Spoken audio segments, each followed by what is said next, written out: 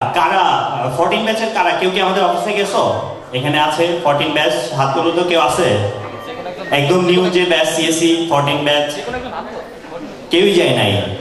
13 ব্যাচের কারা অফিসে গেছো? অনেকেই। কারা কারা কারা পুল খেলছো অফিসে গিয়ে? আচ্ছা,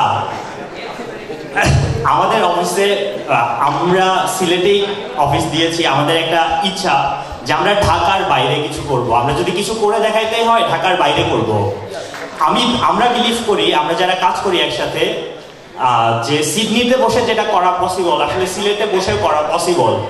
জাস্ট আমাদেরকে হয়তো একটু বেশি হার্ডওয়ার্ক করতে হবে বা আমাদের বেটার কোনো ওয়ে ফাইন্ড আউট করতে হবে যে আমরা কিভাবে বিভিন্ন প্রবলেম সলভ করতে পারি, যেই ফ্যাসিলিটিগুলো তারা বাইরের দেশে পায়। দ্যাটস ইট, আর কোনো কিছুই না।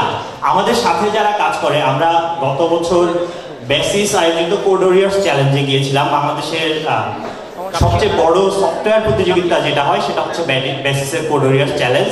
সেখানে টোটাল 52টা কোম্পানি অ্যাটেন্ড করেছিল। তো আমরা আমাদের কোম্পানি থেকে 2টা টিম পাঠিয়েছিলাম, একটা ওয়েব অ্যাপ্লিকেশন ডেভেলপমেন্টে আর একটা মোবাইল অ্যাপ ডেভেলপমেন্টে। এবং ফরচুনেটলি বলবো না, কারণ আমরা জেনেই পাঠিয়েছিলাম যে আমাদের ওয়েব অ্যাপ্লিকেশন টিম এবং মোবাইল অ্যাপ্লিকেশন টিম দুইটাই ওইখানে গিয়ে চ্যাম্পিয়ন হয়ে আসবে, এবং আমরা ওইটাই হয়ে আসছি। Unfortunately mobile application team runners up হয়েছে, but this is the first time basis code warriors চ্যালেঞ্জের যে কোনো একটা কোম্পানির 2টা টিমই ওখানে গিয়ে চ্যাম্পিয়ন এবং রানার্স আপ হয়ে আসছে। সো এটা স্কিলের দিক দিয়ে সাস্ট কত আগায় এটাই জাস্ট প্রুভ করে। আর আরেকটা জিনিস বলবো যে আমি আমার অফিস থেকে কিছু বলছি না, আমি সবাইকে বলবো যে গিয়ে দেখতে। যারা জুনিয়র আছে ইন্ডাস্ট্রি লেভেলে কেউ যদি কোনো প্রজেক্ট করতে চায় বা কোনো হেল্প চায়, আমি সবাইকে ইনভাইট করবো যে অফিসে আসতে, কথা বলতে। আমরা দাবি করি যে আমাদের অফিসের কফি সিলেটের সবচেয়ে বেস্ট কফি, এবং এটা ফ্রি। জাস্ট যে কোনো সময় চলে আসবা। এবং পুল বোর্ড আছে, খেলার জন্য সবাইকে ইনভাইট করলাম।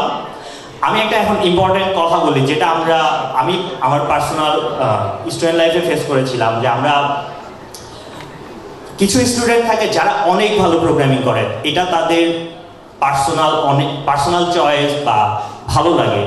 বাট বাকিরা অনেকে দেখা যায় যে তারা করতে না পেরে ফ্রাস্ট্রেটেড হয়ে কিছুই করে না। এই ট্রেন্ডটা থেকে বের হয়ে আসতে হবে। এখানে যারা আছে 13, 14, 11, 12 সব বেসকেই আমি বলবো, তোমাদের মধ্যে সবাই টপ কোয়ালিটির প্রোগ্রামার হবে না। কিছু হবে যারা ওয়ার্ল্ড ফাইনালে যাবে। সাস্ট একবার ট্রেডিশন ক্রিয়েট করছে, এটা চলতেই থাকবে। এনি টিম, যে কোনো টিম সাস্টে ঢুকবে, এটা আমাদের এখন একটা মেশিন হয়ে গেছে, যেখানে আসবে পোলাপাইন ওয়ার্ল্ড ফাইনাল পর্যন্ত যাবে, ইটস মাস্ট।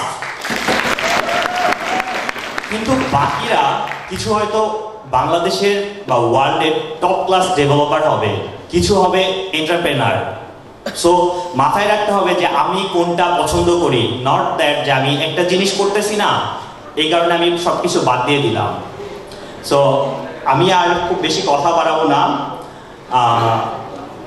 আমি জাস্ট একটা ইনফরমেশন দিয়ে শেষ করতে চাই, সেটা হচ্ছে টুকের বাজারে একটা মিষ্টির দোকান আছে, ঠিক আছে, যেখানে লোকাল মিষ্টি পাওয়া যায়। আমার নামটা মনে নাই। মিষ্টিটা অনেক চমৎকার। 13 ব্যাচ 14 ব্যাচ সবাইকে আমি ইনভাইট করলাম। আমার সাথে যারা যাবে আমি ওখানে গিয়ে প্রচুর মিষ্টি খাওয়াবো, আনলিমিটেড। থ্যাংক ইউ সবাইকে।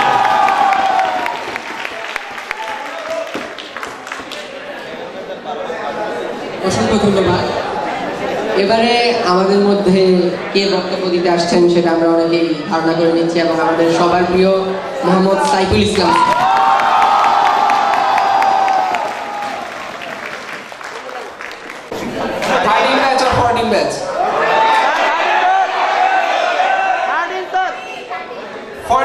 সিএসসি ডিপার্টমেন্টে স্বাগতম।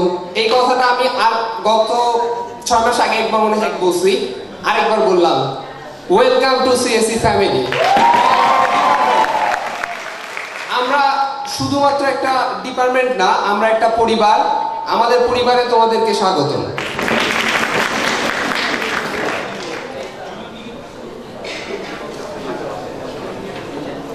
সিএসসি ডিপার্টমেন্টে আমি আসার পরে যে ব্যাচটা প্রথম আসছে সেটা হলো 2013 ব্যাচ।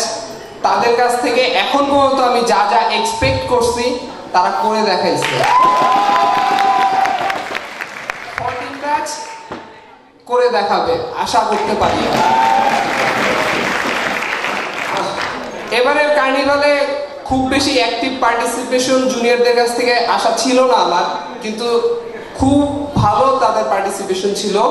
বিশেষ করে 14 ব্যাচের কিছু জুনিয়রকে দেখে আমার কষ্টই লাগছে যে আমার কারণে তারা এত পরিশ্রম করতেছে।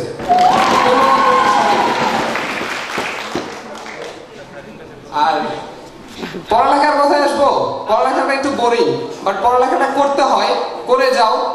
পড়ালেখার পাশাপাশি মানে অর্গানাইজিংটাও একটু করো, কারণ এটা তোমাদেরকে কতটা সাহায্য করে তার একটা এক্সাম্পল দিতে পারি। আমাদের লাস্ট কিছু প্রোগ্রামের স্পন্সর কারা? ধরো আমাদের সবচেয়ে বড় স্পন্সর গত 10 বছর বলি আর 15 বছর বলি, আমাদের সবচেয়ে বিগেস্ট স্পন্সর ছিল আইপি ভিশন। কার কোম্পানি? সাস্টিয়ান। আসি আমাদের সফটওয়্যার কন্টেস্টের টাইটেল স্পন্সর কে ছিল? Extend technologies. আমাদের বড় ভাই, বাইরে বললাম ভাই আমার টাকা লাগবে, তুই আমার নাম বসাই দে, আমি তোর টাকা দিয়ে দিব। আজকের প্রোগ্রামের টাইটেল স্পন্সর কে? টেকনেক্সট। সেম, আমার জুনিয়র ছোট ভাই, যাই বলি না কেন আজকে কোম্পানির মালিক। যারা মনে করে অর্গানাইজিং করে কিছু হবে না, তাদেরকে বলবো করো, নিজের যোগ্যতাটা অর্জন করো, তারপরে দেখো কি হয়।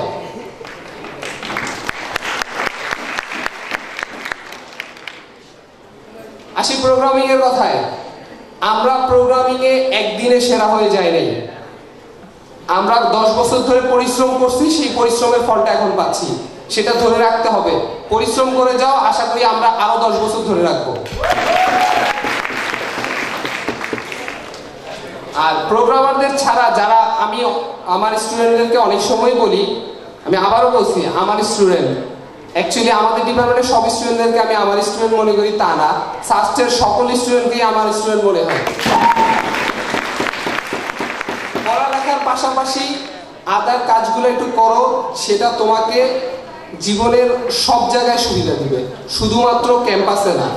ইউনিভার্সিটি মানে শুধুমাত্র বই পড়বো, ক্লাসে ফার্স্ট হবো, সেটা বোঝায় না। ইউনিভার্সিটিতে আসছো, পড়ালেখার পাশাপাশি তোমার যেটা করতে ভাল লাগে সেটা করো।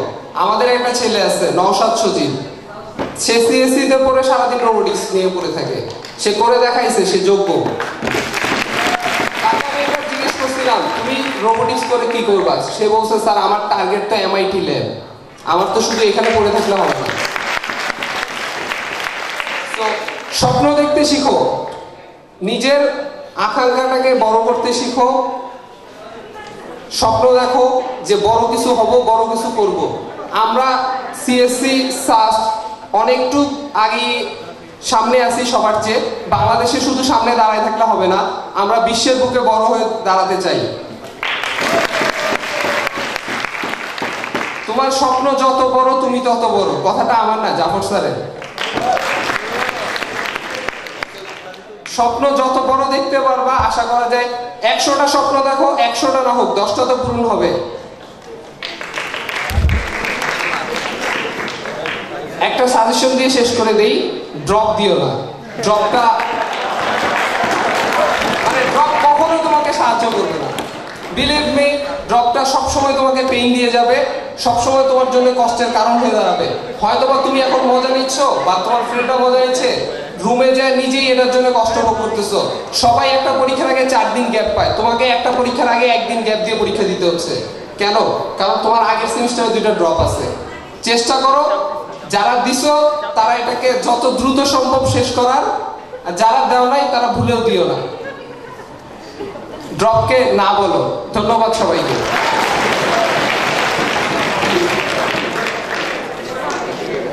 ধন্যবাদ স্যারকে। আমাদের মাঝে এখন এসে উপস্থিত হয়েছেন রিফাত কিবরিয়া স্যার। আমি স্যারকে অনুরোধ করব মঞ্চে এসে আসন গ্রহণ করার জন্য।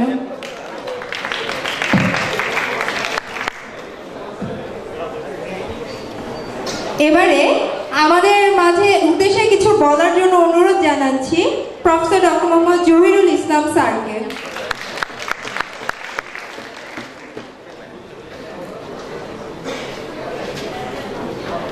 Thank you. Thank you very much. Saiful তোমাদেরকে ড্রপ দিতে না করে গেছে, তাই না? আসলে সমস্যাটা কোথায় জানো? ড্রপ দিয়ে তোমরা না যতটুকু আনন্দ পাও তার চেয়ে বেশি কষ্ট হয় রেজাল্ট প্রসেসিংয়ে আমাদের। এই জন্যই সাইফুল বলছে যে তোমরা ড্রপ দিও না, তাই না? আর নাবিল বলছে কি যে বিয়ের পরে নাকি প্রোগ্রাম অনেকগুলি একটার পর একটা লেগে থাকে। আমি জানি না সে আসলে বিয়ে করছে কিনা, না হয় এই প্রোগ্রাম।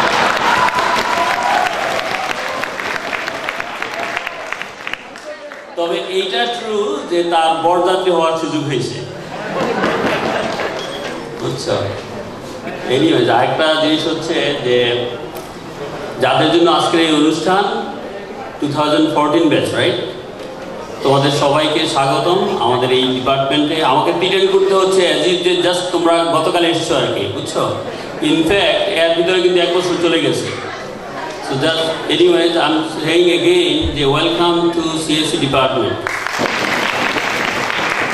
আর যারা অর্গানাইজার তোমাদেরকে অশেষ অশেষ ধন্যবাদ যে এই প্রোগ্রামটা এতদিন আমার জন্য আটকে রাখার জন্য। কারণ আমি নিজেও একজন ফ্রেশার, বুঝছো? কারণ last 1.5 year I was out of country, so তারা I don't know for some reason they knew that I'll be back here, এবং তারা আমার জন্য এবং তোমাদের জন্য একসাথে প্রোগ্রামটা করবে, সেই কারণে তারা প্রোগ্রামটা আটকে রেখেছে। আমি তাদের কাছে কৃতজ্ঞ যে তোমরা এই প্রোগ্রামটা এতদিন ধরে রেখেছো আমার। আর at the same time Biswajit বললো যে ওই আমাদের ডিন, নূতন ডিন সাস্তিয়ান, তারপর আমি হচ্ছি computer center director, professor Reza Selim হচ্ছে কম্পিউটার সায়েন্সের হেড, এগুলি সেলিব্রেশনের জন্য, তাই না? তো বিশ্বজিৎকে আসলে বলতে ভুলে গেছি যে এই প্রোগ্রাম আমাদের জন্যই, তাই না? আমাদের ছাত্ররা এটা অর্গানাইজ করেছে just to celebrate those events. তো থ্যাংক ইউ ভেরি মাচ। আর at the last of all আমি দেখতেছি যে আমাদের ওই যে কে যেন বললো হাউসফুল, বিশ্বজিৎ বলছিল হাউসফুল, তাই না? সিএসসি প্রোগ্রামগুলো আসলে এরকমই হয়। আমি kind of its not new আসলে। তো আমরা খুবই আনফর্চুনেট যে তোমরা হয়তো জানো যে professor Shahid, professor Reza Selim and myself আমরা হচ্ছি ফার্স্ট ব্যাচ সিএসসি স্টুডেন্ট, তাই না? তোমরা তো জানো বোধ হয়। তো আনফর্চুনেটলি আমাদের কোনো বড় ভাই বোন কেউ ছিল না আমাদেরকে এভাবে বরণ করার। We are so unfortunate, but at the same time so happy যে তোমাদেরকে বরণ করার জন্য তোমাদের বড় ভাই বোন যারা আছে তারা তোমাদেরকে সেই সুযোগটা করে দিচ্ছে আর কি। আর এই যে এখানে দেখো অনেকগুলি স্টুডেন্ট দাঁড়িয়ে পেছনে, তো অনেকেরই বসার জায়গা নেই। তো আমি what I decided যে আমি এই বক্তব্য দেওয়ার পরে অ্যাটলিস্ট আমি যদি এখান থেকে চলে যাই তাহলে একটা সিট খালি হবে, ওইখানে মিনিমাম 2 জন স্টুডেন্ট তোমার বসতে পারবে। তো আমাকে যেতে হচ্ছে, I am so sorry for that. আমি থাকলে খুব ভালো লাগতো, কিন্তু unfortunately you know I have another programme, I have to go now. Thank you so much.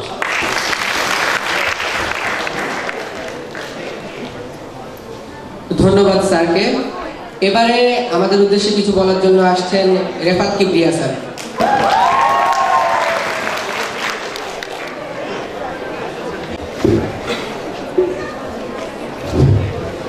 Welcome জানানোর জন্য একটু দেরি মনে হয়, কারণ এদের সাথে আমার ওয়েলকাম হয়ে গেছে 2014 এর সাথে। ওয়েলকাম হচ্ছে অনেকের জন্য কোনো ওয়েল হয় নাই, আমি জানি না, পরীক্ষা শেষ, ফাইনাল পরীক্ষা শেষ, সবার জন্য ওয়েল হবে। আই হোপ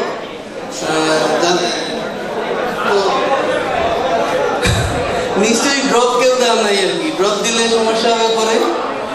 আর ওয়েলকাম তো এখন আবার অফিসিয়ালি জানাইলাম ক্লাসের বাইরে। আর 2013 ব্যাচটা অর্গানাইজ করছে, ওরা ফ্যান্টাস্টিক, ওদের একটা ক্লাস এবার নিচ্ছি। আমি মনে হয় গ্র্যাজুয়ালি শুরু করছি, 1-1 এখন 2-1 3-1 4-1 ওদের পরে নিব আর। তো একটা জিনিস জাস্ট এড করি এটার সাথে, যে মনে হয় ওরিয়েন্টেশনের বেসিক থিং ছিল যে ওরা আমাদের কাছ থেকে শিখবে, ইউনিভার্সিটি সম্পর্কে শিখবে। নিশ্চয়ই ওরা ওরওয়াইজের কাছে শিখছে, এরকম অফিসিয়ালি না। ওরিয়েন্টেশনটা যদি আরেকটু তাড়াতাড়ি করা যায়, ওরা আসার পরে নতুন আরেকটা ব্যাচ আসবে, তোমরা 2014 ব্যাচ যদি 2-3 মাসের ভিতরে একটা ওরিয়েন্টেশন করে ফেলো, সেটা ওদের জন্য ভালো হবে। এটা একটু মাথায় রেখো। আর তোমরা অলরেডি আমি জানি ওয়ার্মলি ওয়েলকাম, কারণ সবগুলো প্রোগ্রামে তোমাদের অ্যাক্টিভ পার্টিসিপেশন আমি দেখতে পেয়েছি। তোমরা ওই স্কুলের যে সায়েন্স প্রজেক্ট ডেমনস্ট্রেশন ছিল, ওইখানে তোমরা মোটামুটি অ্যাক্টিভলি ছিলা। আমাদের কার্নিভালেও তোমরা ভলান্টিয়ার হিসেবে ছিল। সো আর 2013 ব্যাচ তো ওরা এখন বেশ লিডিং পজিশনেই আছে। আর সিএসসি সবগুলো বেশি ভালো, এটা হচ্ছে কথা। এখন আমাদের কিন্তু আমাদের গোলটা যেটা সবাই আসলে আমরা বলি, আমাদের গোলটা কি, আমরা এখন ছোট ডাইমেনশনের বাইরে। আমি যেটা আগেও বলছি, 2005-এ আমি যখন এশিয়ান কন্টেস্টে টিম নিয়ে গিয়েছিলাম প্রথম বদলি কোচ হিসেবে, আমার কোনো প্রোগ্রামিং ব্যাকগ্রাউন্ড নেই, তখন আমার টিম ছিল 11th, এই সজীব, সুমন। সেটা নিয়ে আমরা যেরকম সেলিব্রেশন করছিলাম, আমার মনে হয় এখন চ্যাম্পিয়ন হলে ওই লেভেলে সেলিব্রেশন হয় না, রানার্স আপ হলে আমাদের বেশ মন খারাপ হয় যে আমরা রানার্স আপ হয়ে গেলাম। তো লেভেলটা আমাদের এখন অনেক উপরে, এবং সেই লেভেলটা তোমরা নিয়ে গেছো, এখন তোমরা সেটা আপলোড করবা। অনেক অনেক ধন্যবাদ।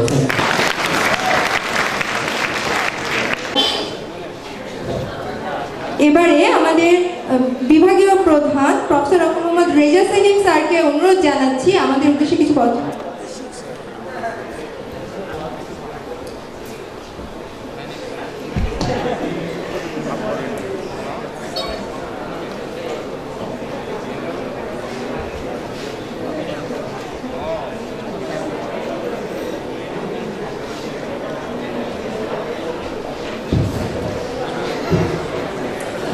প্রথমে আমি স্বাগতম জানাই 2014 ব্যাচকে।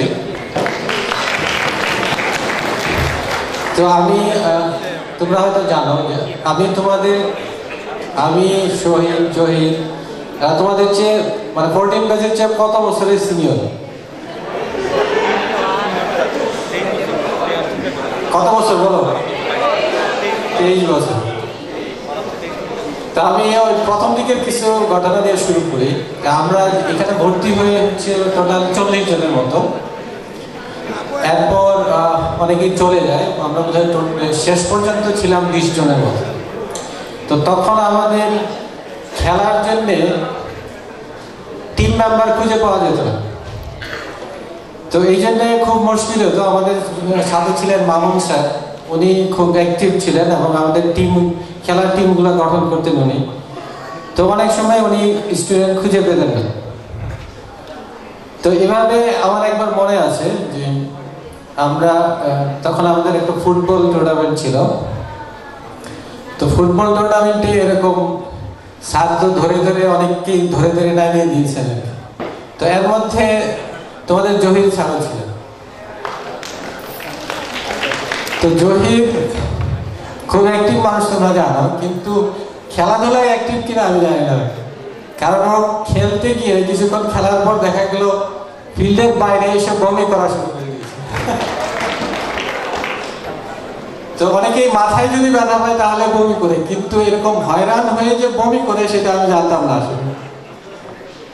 তো যাকে এরকম অনেক ঘটনা। আমাদের ডিপার্টমেন্ট যখন শুরু হয় তখন সর্বমোট বোধহয় 3টা কম্পিউটার ছিল। তো প্রথম ক্লাসে আমাদের এক দুর্গা ম্যাডাম ছিলেন, উনি জিজ্ঞেস করলেন যে ক্লাসে তোমরা কে কে কম্পিউটার দেখোনি, কে কে এখন পর্যন্ত কম্পিউটার দেখোনি। তো কয়েকজন হাত তুলেছিল, এর মধ্যে একজন ছিল তোমাদের মানে আমাদের dean sir professor Shahidur Rahman. তো আসলে এখান থেকে একটা শিক্ষা নেওয়ার ব্যাপার আছে যে আসলে ইউনিভার্সিটিতে আসার আগেই তোমাকে যে অনেক কিছু জানতে হবে তা কিন্তু না। যেমন শহীদ স্যারের কথাই বলি, সে যখন কলেজে, তার কলেজ ছিল আনন্দমোহন, ময়মনসিংহ আনন্দমোহন কলেজ। তো ময়মনসিংহ আনন্দমোহন কলেজে আসার আগে সে কখনো ট্রেন দেখে নেয়। তো এইখানে যখন ইউনিভার্সিটিতে ভর্তি হয় তার বরাবরই কিন্তু রেজাল্ট অনেক ভালো ছিল। এবং তোমাদের এটা মনে রাখতে হবে যে ইউনিভার্সিটিতে ভর্তি হওয়ার আগেই তোমাকে অনেক কিছু জানতে হবে তা কিন্তু না। তুমি তোমার ক্লাসমেট অনেকেই দেখতে পাবে যে এরা তো আগে থেকে অনেক বেশি প্রোগ্রামিং জানে, আমি তো কিছু জানি না।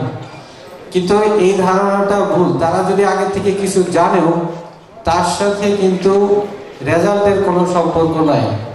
এবং তুমি জাস্ট তোমার কনফিডেন্স দিয়ে তুমি কিন্তু অনেক দূরে এগিয়ে যেতে পারো। এখানে প্রোগ্রামিং এর ব্যাপারে আমি কিছু বলি যে আসলে প্রোগ্রামিং শিখতে হলে আমার মনে হয় যে 2টা জিনিসের দরকার।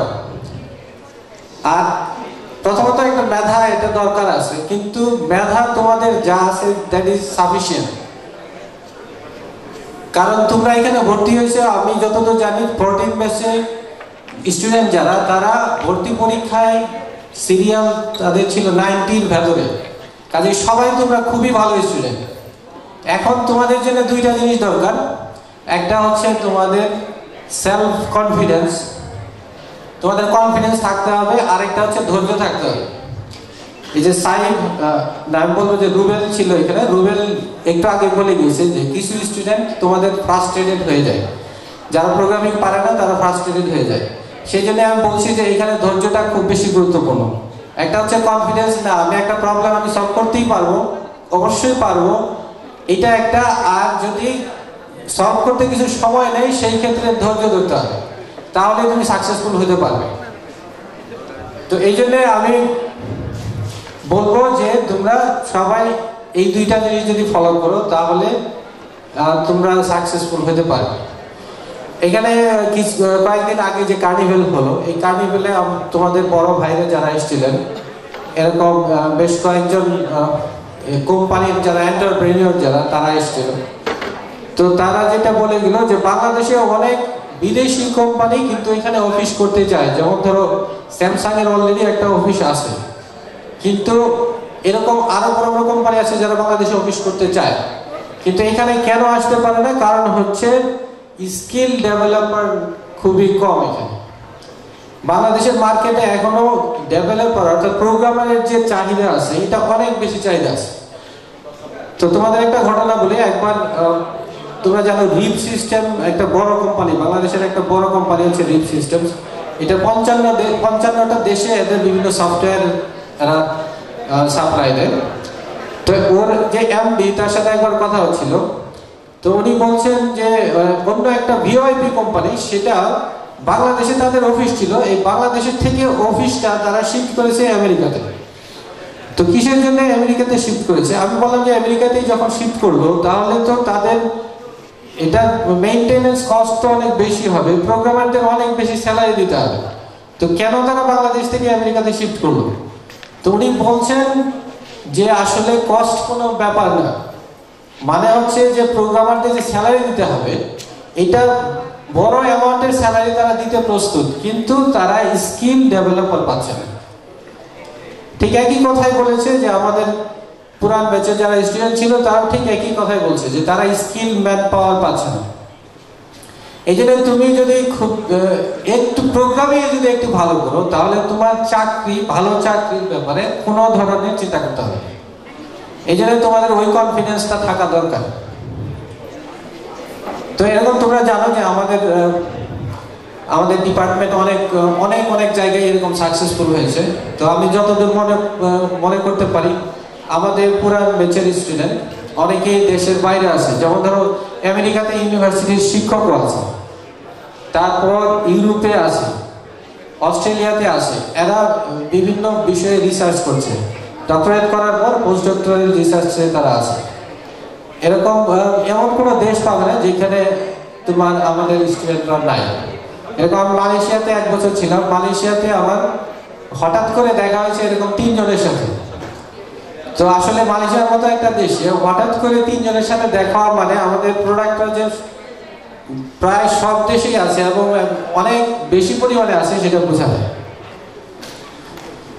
তো তোমরা আজকের এই অনুষ্ঠান যারা আয়োজন করেছো অর্থাৎ 2013 ব্যাচ, আমি তাদেরকে প্রথমত শুভেচ্ছা জানাচ্ছি এত সুন্দর একটা অনুষ্ঠান উপহার দেওয়ার জন্য। আর এখানে যারা গেস্ট যারা আছে আমি দেখতে পাচ্ছি যে অনেক অন্য ডিপার্টমেন্টের স্টুডেন্টরা আছে, এখানে অনেকে আছে যারা আমার স্টুডেন্ট ছিল, মাইনর কোর্সের স্টুডেন্ট ছিল, এরকম অনেকেই আছে। কাজে অন্য ডিপার্টমেন্টের স্টুডেন্টরা এখানে শরীক হয়েছে। তো তার মানে আসলে বলতে পারো যে তোমাদের অনুষ্ঠানটা অবশ্যই সাকসেসফুল হয়েছে। আর গেস্ট যারা আছে যদিও তারা আমাদের ডিপার্টমেন্টেরই, তারপরেও তারা আমাদের এখানে সময় দেওয়ার জন্য তাদেরকে অনেক ধন্যবাদ। তো এই বলে আমি বক্তব্য শেষ করছি, সবাইকে ধন্যবাদ।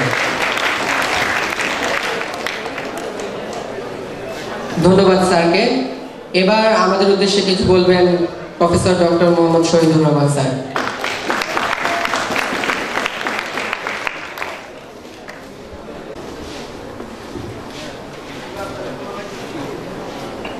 দেখছো তো আমার সাথে মাইকটা নিচে করতে হইলো, মানুষ ছোট হলেও পথটা কিন্তু বড়।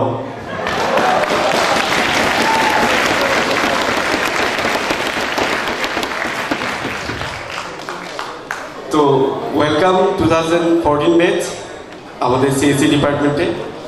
আমাদের সিএসসি ডিপার্টমেন্টকে তোমরা পড়াশোনা করো ভালো করে, এখানে তোমরা এনজয় করো। আর ধন্যবাদ 2013 ব্যাচকে, তোমরা সুন্দর একটা অনুষ্ঠান তাদের জন্য অ্যারেঞ্জ করছো। মানে এত সুন্দর অনুষ্ঠান, এত ছবি তোলা হচ্ছে, আমি ভয়ে পানি খেতে পারছিলাম না। বোতলটা খুলে কিছুক্ষণ রেখে দিয়েছিলাম যে এক ফাঁকে খেয়ে নেবো, কিন্তু দেখি ছবি তোলা বন্ধই হচ্ছে না, তারপরে একটু খেয়ে নিয়েছি। আসলে বিশ্ববিদ্যালয় একটা ধরো, মানে তুমি যদি স্কুল কলেজের সাথে কম্পেয়ার করো, এটা একটা বিচিত্র জায়গা। আমাদের বিশ্ববিদ্যালয়ের মতো ছোট একটা বিশ্ববিদ্যালয় 55 তোমার কালচারাল বিভিন্ন এই গ্রুপ আছে। তার মানে এরা পড়াশোনার বাইরে কত কাজ করে, এই জন্য আমি বলি যে বিচিত্র জায়গা। মাঝে মাঝে যখন এই ক্যাম্পাস থেকে বের হয়ে যাই, দেখি বিশ্ববিদ্যালয়ের গেটে খোলাপান ধরো একজন, তার কোনো তাকে কেউ দেখতেছেও না, তার কোনো সঙ্গীও নাই, সে ওখানে একা একা গিটার বাজাচ্ছে। মানে ভাবে বোঝা যায় তার কোনো অ্যাসাইনমেন্টও নাই, তার কোনো টার্ম টেস্টও নাই, তার কোনো ফাইনাল এক্সামও নাই। এমনিতে বিশ্ববিদ্যালয়ে একটা বিচিত্র জায়গা আসলে। তো তোমার অনেক কিছু এখানে শিখতে হবে, মানে তুমি যা দেখো যা শোনো সবই এখানে শেখার। তো আমাদের ইউনিভার্সিটিগুলোতে এখনো শিক্ষকদের তোমার ছাত্রদের গ্রাজুয়েট প্রোফাইল তৈরি হয় নাই। তো আমরা একটা ইনিশিয়েটিভ নিয়েছি, 2015 তোমাদের পরে যারা ভর্তি হবে তাদের জন্য একটা গ্রাজুয়েট প্রোফাইল আমরা তৈরি করব। গ্রাজুয়েট প্রোফাইলের মানে হচ্ছে বিশ্ববিদ্যালয় থেকে একজন ছাত্র যখন ডিগ্রি নিয়ে যাবে তার এই জিনিসগুলা জানা উচিত। এরকম ধরো 10 থেকে 12-14টার মতো পয়েন্ট আছে। এখানে কিছু গুরুত্বপূর্ণ পয়েন্ট আছে যেগুলো ধরো তোমাদের ভিতরে এমনি হয়ে যাবে, বিশ্ববিদ্যালয়ের প্রসেসে থাকলে হয়ে যাবে। কিন্তু কিছু জিনিস আছে যেগুলো তোমাদেরকে এই নিজে থেকে ধরো একটু মানে বুঝে শুনে নিজে থেকে আর্ন করতে হবে। একটা পয়েন্ট হচ্ছে লিডারশিপ অ্যান্ড এন্টারপ্রেনারশিপ। তো আমাদের টিচাররা তোমাদেরকে বলছে যে এখানে তোমাদের পড়াশোনার পাশাপাশি লিডারশিপ এন্টারপ্রেনারশিপ এই গুণগুলো তোমাদের অর্জন করতে হবে। আরেকটা হচ্ছে জাফর স্যার আজকে নাই, ওনাকে আমরা মিস করতেছি। স্যার থাকলে অনেক সুন্দর সুন্দর কথা বলতেন। তো একটা কথা যেটা বলতেন, আমি স্যার নাই এই জন্য আমি তোমাদের বলতেছি, সেটা হচ্ছে এটা কিন্তু গ্রাজুয়েট প্রোফাইলের একটা সিগনিফিকেন্ট পয়েন্ট। মানে একজন ছাত্র যে এখান থেকে গ্রাজুয়েট হয়ে যাবে তার এই গুণটা থাকা উচিত, সেটা হচ্ছে কমিটমেন্ট টু দ্য সোসাইটি। তুমি আমাদের দেশে তুমি চিন্তা করে দেখো, তোমার বেতন কত, তুমি এখানে কত টাকা দিয়ে পড়ো তোমরা জানো নাকি? জানো তো না, কারণ হচ্ছে বছরে যে ফি দেওয়া একদিনে তোমার মোবাইলের খরচ হয়ে যায়। জানার দরকার নেই, তোমার সম্ভবত 30 টাকার মতো বেতন দাও তুমি মাসে বিশ্ববিদ্যালয়ে। এই টাকাটা যে অনেক কম, তোমার যে আরো বন্ধু আছে যারা প্রাইভেট ইউনিভার্সিটিতে পড়ে তাকে জিজ্ঞেস করলেই তুমি জানতে পারবে। তো তুমি যে এই 30 টাকা দিয়ে পড়তেছো, আর বাকি টাকাটা কোথা থেকে আসতেছে? বাকি টাকাটা দেয় সরকার। সরকার কি? সরকার কে? সরকার তো কেউ না। সরকার হচ্ছে দেয় হইতেছে আমাদের দেশের গরিব কৃষক, গার্মেন্টস শ্রমিক, বিদেশে যারা কাজ করে তাদের রেমিটেন্সের টাকা দিয়ে সরকার তোমার আমার পড়ালেখার ভর্তুকি দিচ্ছে।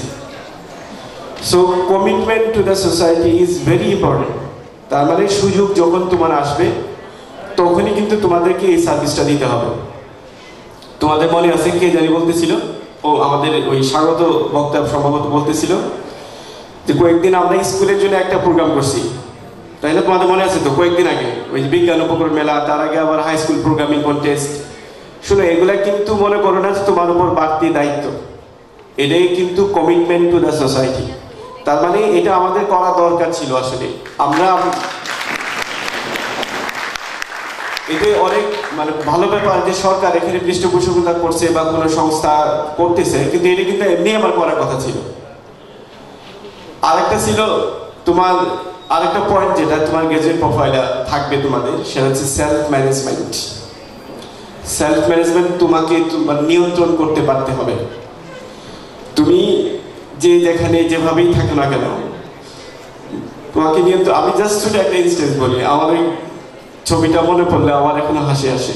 সেটা হচ্ছে আমি যখন পিএইচডিতে গেলাম, তো প্রথম দিন সুপারভাইজারের সাথে যে আমার মিটিং হলো, মানে আমি সুপারভাইজারের সামনে গেলাম, তো সুপারভাইজার আমাকে ধরো পরিচয় টরিচয় হওয়ার পরে সে আমাকে জিজ্ঞেস করলো, মানে আমি যে ফিল্ডে পিএইচডি করবো বলে গেছি তাকে, সে আমাকে জিজ্ঞেস করলো যে এইগুলা তুমি জানো কিনা? তো আমি বললাম যে না, জানি না। তারপরে বললো যে এগুলা তুমি কিভাবে করছো? সো আমি এমন একটা মেথডের নাম বললাম, সেটা হচ্ছে হাস্যকর একটা ব্যাপার। তো সে একটু হাসলেও আমি টের পেলাম যে সে একটু হাসছে।